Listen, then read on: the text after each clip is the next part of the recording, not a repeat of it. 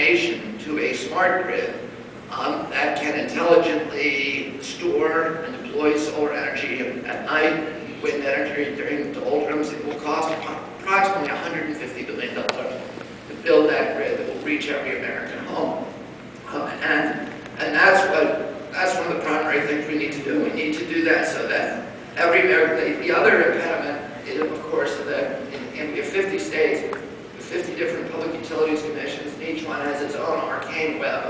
of Byzantine rules that restrict access to the grid and that provide the wrong incentives, that give utilities an incentive to sell as much energy as possible, that say to utilities, you can only make money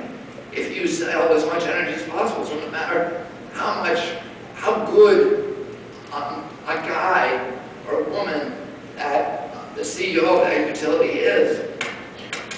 or his or her shareholders want him to get all of their consumers to leave their lights on all night and leave the refrigerator door open. And he's going to make money for his shareholders by selling as much energy as possible. And we have to change that incentive system so that those utility managers can make the same amount of money by getting people to to conserve energy rather than to consume it.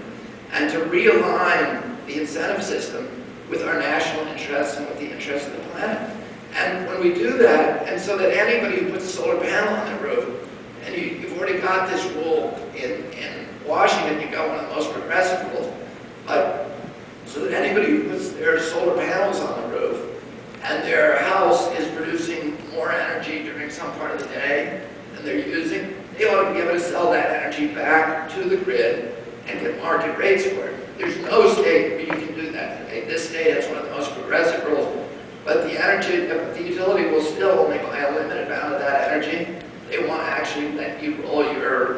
meter backwards and pay you money if you produce a surplus, and they won't give you market rates for it. So, and we need that system in place so that we can turn every American into an energy entrepreneur, every home into a power plant, and power America based upon American entrepreneurship and